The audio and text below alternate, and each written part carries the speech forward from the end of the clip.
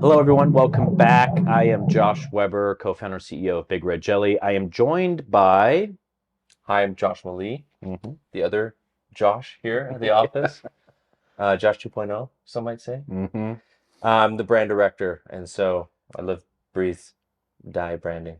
I love it. Yeah. That's why he's here, because today we're going to be talking about brand messaging, which is a critical step in our brand phase. And just to take a step back, our 5 phases, and these are 5 phases that you should be following as a small business owner, entrepreneur, marketer: brand, content, build, growth strategy, grow. So we are hyper focused on the first phase, arguably my favorite. I know it's your favorite, brand phase. Brand. And we are in chapter 6 of 10, which is brand messaging. So, as way of quick reminder, we've gone through brand discovery, brand research, the guiding idea, which is brand strategy.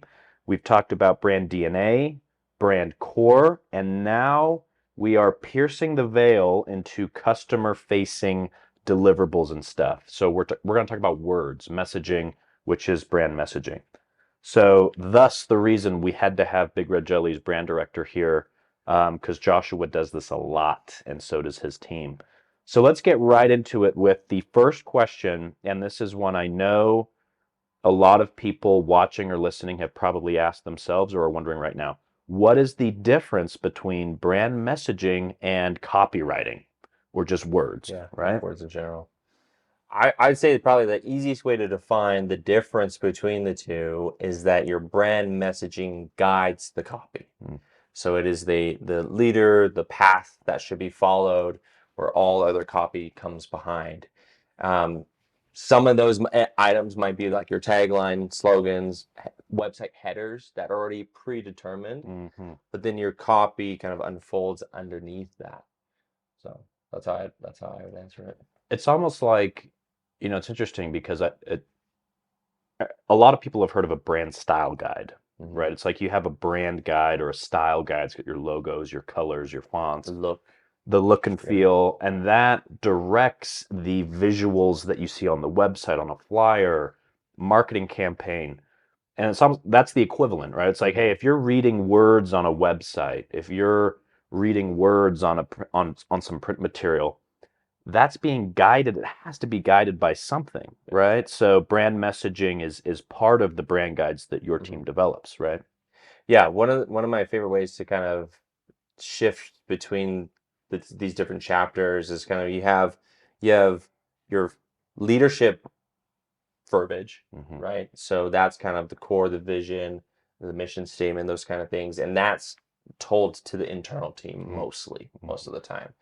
But then you have this whole separate way of talking that is completely external, right? It's your marketing copy, it's all of those phrases, and that's your brand messaging. That's how you want to be perceived verbally in the real world. That's actually a really good point, because if just to again remind the listener, we've talked about brand DNA and brand core, and there are messaging components in those chapters, but you said the word internal. Mm-hmm. What do you mean by internal?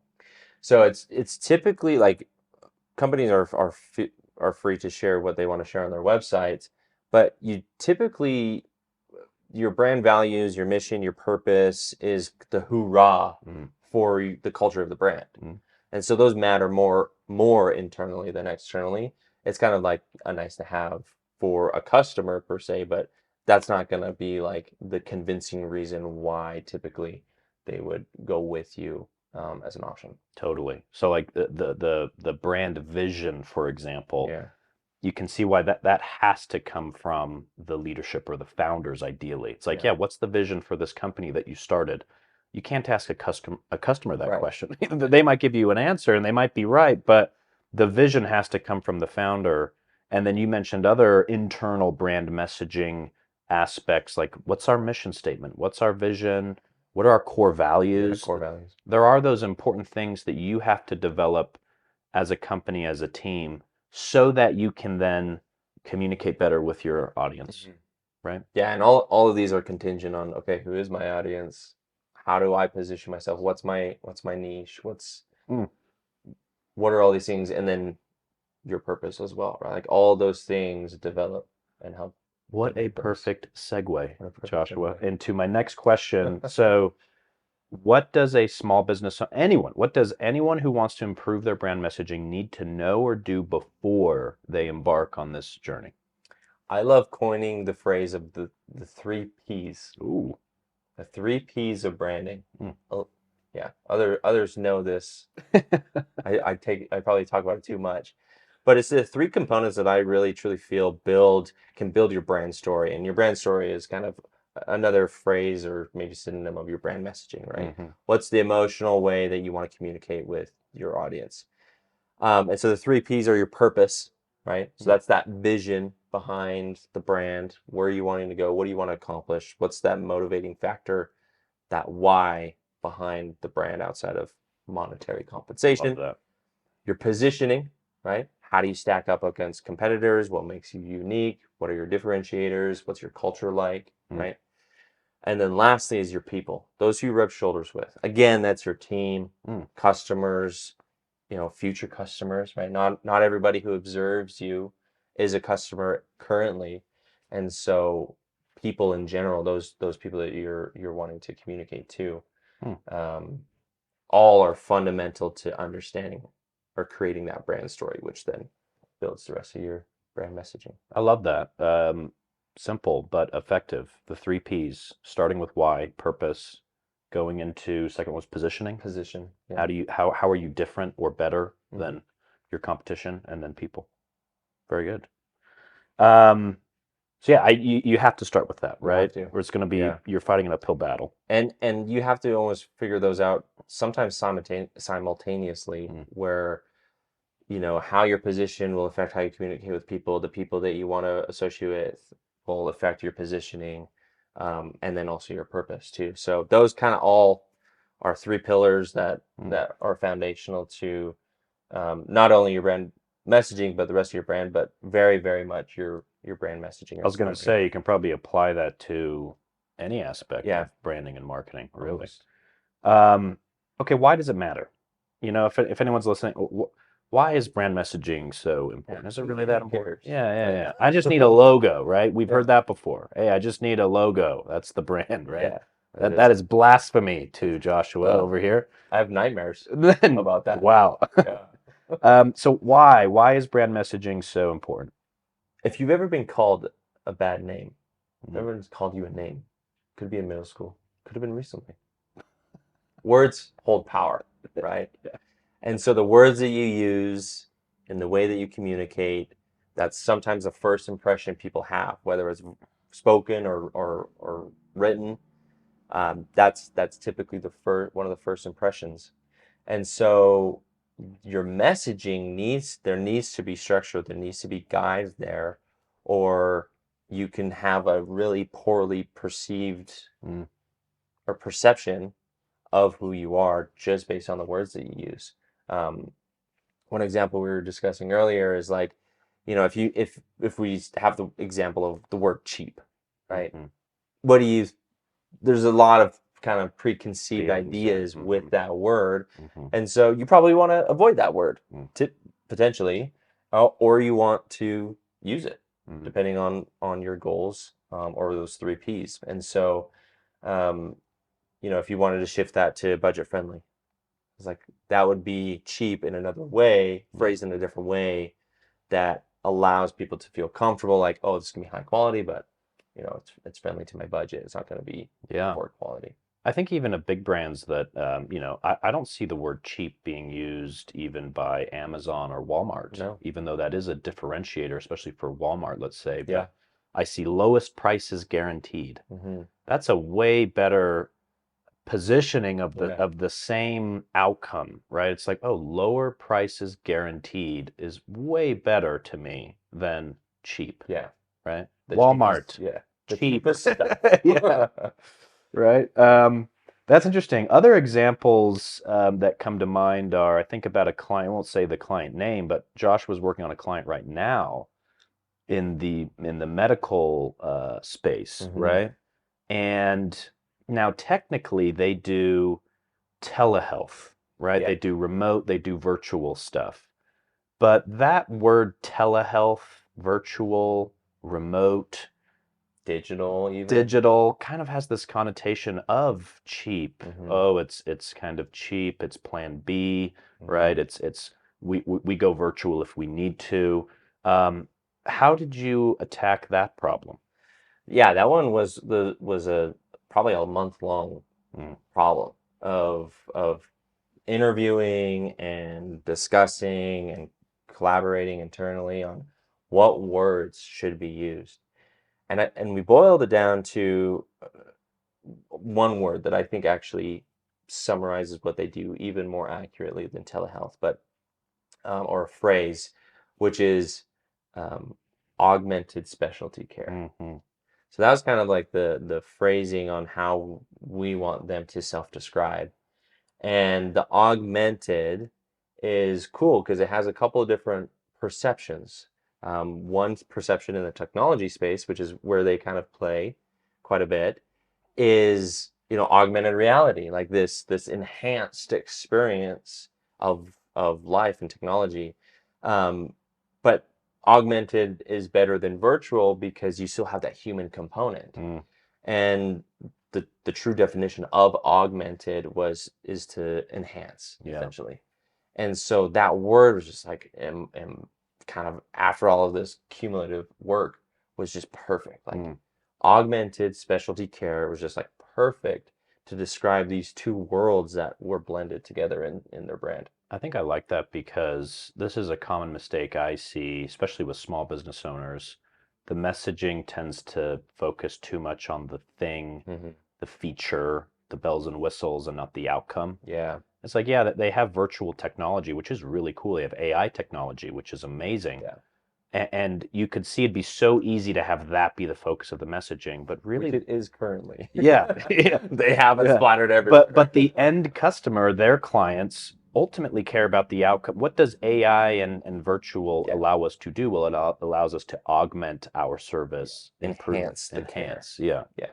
I think about big brands that do that well too. Red Bull, for example, it's not, their messaging isn't delicious energy drink. It's Mhm. Red Bull gives you wings. Yeah. It's like that is the feeling now I get Same. from the ingredients. I do too. You know, Bigger wings, You're a 100%. Red Bull guy? Oh yeah. Okay, there we go. Um, I guess just before we get into specific brand messaging things that you can and should work on, do you see any other mistakes or common pitfalls or hurdles when you're working with clients when it comes to brand messaging? Yeah, there's a couple. Going back to what you were saying about you businesses typically speak too much on a feature rather than a feeling. Mm-hmm. And I would want to add to that you need to craft a story. There needs to be a narrative, and the narrative needs to include a character. This is going into StoryBrand. So if you haven't checked that out, check that out. They're like the brand messaging guys. Like Yeah, that's it's a great what framework. Yeah. a phenomenal framework. Mm. But they focus on this idea of a brand story and having a narrative where you have a character, could be anybody, could be that's kind of like the people, right? This character, a problem, and then a guide that comes in to help this character, and they help them overcome that, and the character is better off at the end. And so if you're able to position yourself as that guide Mm. in the story, rather than the main character, the protagonist, and have your customer be the protagonist, then you'll get much more natural attraction Yeah. in your messaging. And that should be the brand story or narrative that you craft. Yeah, that's the key. I think we tend to get fixated on, hey, why am I great? Why am I great? Why am I Mhm. great? Why choose my company, my company, my company, my feature, Yeah, instead of, no, put the customer in the limelight. yeah, And what is this going to do for you? What are the emotional outcomes, the physical, benefits, et cetera? exactly. Okay, let's get into some specifics in brand messaging. Because you're probably wondering, well, okay, what can I start with? And so this is in no particular order. We'll kind of go rapid fire and talk about the things that we develop for our clients, what you develop for your clients, and talk about what they are, why they're important, et cetera. So the first one is UVPs and or USPs. What does Yeah. that stand for? What's the difference? Some acronyms we got. We got acronyms. So the acronyms is you have your unique value propositions and then unique selling propositions or points. Yeah. Sometimes. Your unique value propositions typically are the emotional outcome of the selling proposition. So if I were to pitch someone, give a sales pitch, I would list out features that make me unique, right, or my solution unique, very briefly, and those are your USPs, right? Like we have this technology, or we do this type of um, audit, or whatever it is. But then you want to heavily focus on the emotional benefit of that. It's just like sales 101, right? Like you don't sell the thing, you sell the emotional benefit of the thing. Mm-hmm. And so that's where the UVPs come in. So if I had to prioritize one over the other, like if you're crunched on time, you need to get something out, focus on the UVPs, the emotional benefit of the features that you have. What are the unique emotional benefits that you're able to produce? Yeah, I think of an example like Tesla, for example. The unique selling propositions are it's an electrical car. Yeah. It's got self-driving. It's large interior. It's They comfortable. Like, look good. yeah, these are all great Yeah. features that people are interested in. But what does that do? The electrical car, for example, it's like, well, that makes me feel like I'm making a difference in the world and being part of the green energy Yeah. movement, you know? Self-driving is going to reduce stress and allow me to multitask, you Does it know? make me feel like I'm driving a Prius? Yeah. No, no shot against Prius. Those new Yeah. ones, they're looking to fly, but Yeah. the old Priuses. Yeah. Ugh. So I think it's and maybe breaking it down to even a more practical example, like if you're a plumbing company, right? It's like, okay, one of our USPs is that we have a plumbing maintenance plan where we come and check on your pipes every quarter and do preventative maintenance. Right. What's the value proposition for a homeowner? A peace of mind, you Yeah. know?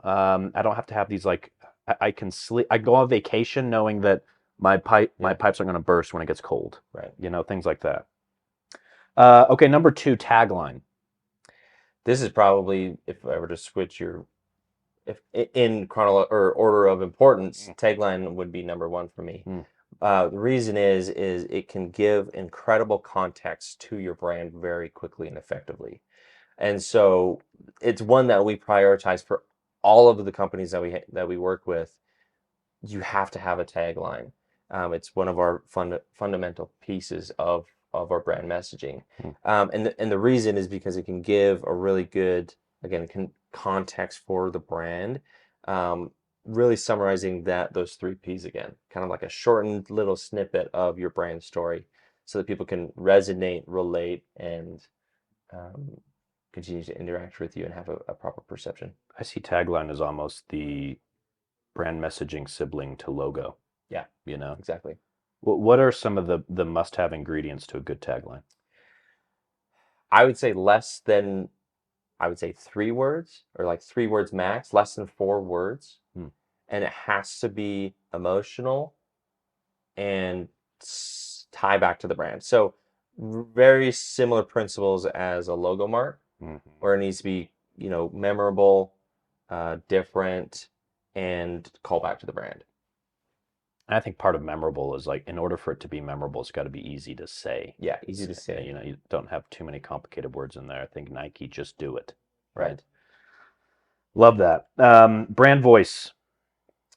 Yeah, so we're getting a little bit more into more guidelines now. So this isn't talking very specifics, like, as an agency or a strategist, I'm not going to tell you how you should say certain things to an expert, but these are guidelines on how those things should be said, right? So your brand voice is, we typically base these off of your core values. So if you value connection, then you want your voice to be warm and friendly, right? So that's an example of a single, brand voice item. I love that. Yeah, I've seen those graphics that our Yeah. brand team makes where it just makes so much sense. You've got the core values. It's like, well, if this is what we value, if this is who we are as people, then yeah, our voice should be aligned with that, right? It keeps it consistent it keeps that consistent message. I love that. For example, Big Red Jelly, our brand voice right now, although it might change in the near future, is clear, confident, and collaborative. Yeah. And that is very much in line with our core values. Yeah.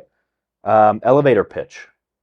Yeah, this one's really easy to build once you have your USPs and your UVPs, because you basically are just putting that out into a quick, paragraph, telling people, what you do, those features very quickly, but then the emotional benefits. And it's just like a really nice summary statement for those more specific items.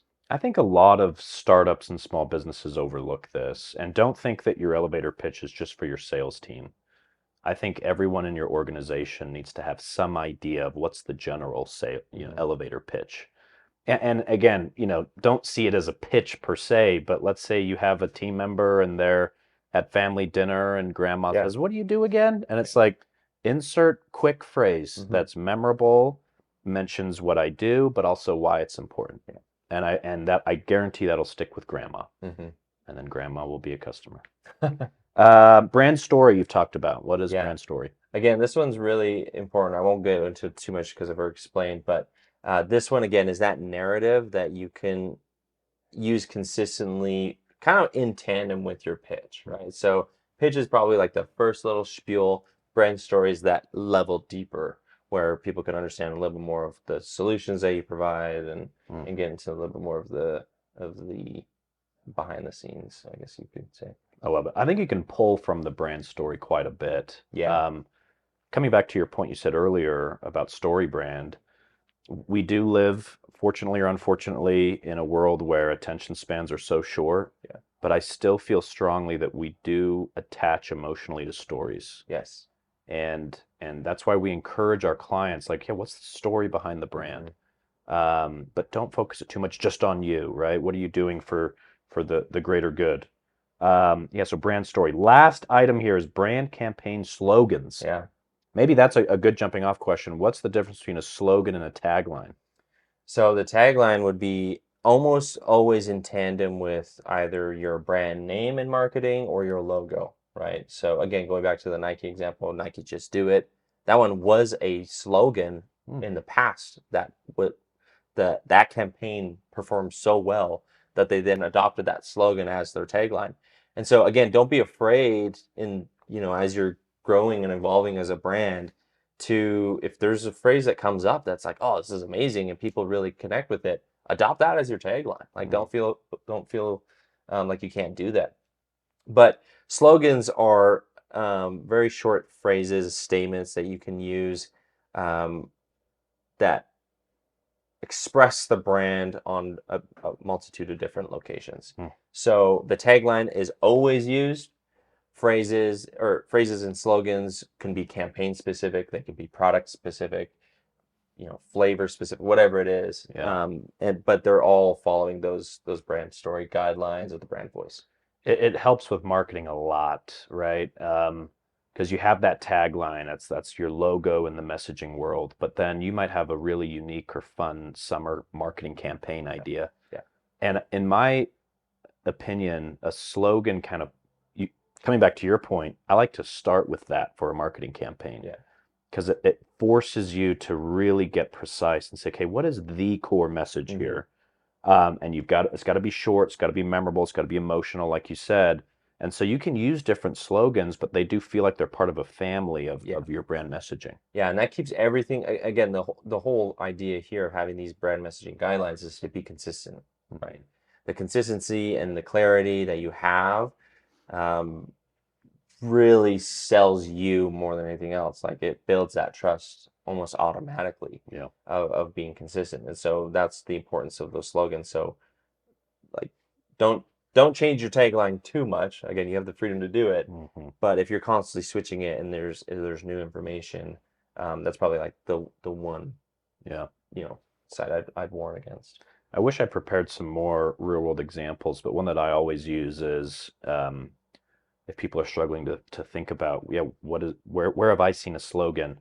Just think about your favorite sports team, and every year there's a new merch drop and there's a Yeah. new slogan. For example, we're in Utah. It's been a minute since the Utah Jazz have been to the playoffs, but many years ago, that was their slogan. It was on the billboards everywhere. It was "Take Note," right? The Utah Mm, Jazz has it's from the music jazz. There's that symbol of the note, and so it was kind of a cool, yeah. double meaning. Everyone got behind it. Everyone got a T-shirt that said "Take Note." And so again, a very useful tool to kind of get everyone behind one core message. And I think about college football that's happening right now. I drive by, the Yeah. BYU football Yeah. stadium, and there's their new slogan for the year, Hmm. you know? Is it a practical benefit too to help sell more merch? You know, absolutely. Absolutely, Right. yeah. Now everyone has to have that t-shirt Mhm. with take note, and we're all showing up, and so it's creates that energy Mhm. and Yeah. focus, I would say. Yeah. Right. This is fun. Brand messaging. Thank you guys for joining us. Next time we're going to jump into chapter 7. Maybe we'll have Joshua back here. Maybe the whole brand team, Whole brand team. That'd because be it's cool. visual identity. Ooh, And that's a good chapter. that's a good chapter. That's a good chapter. That's the one that many people think about. It's where it comes to life visually, and so we'll dive in next time. Thank you for joining us.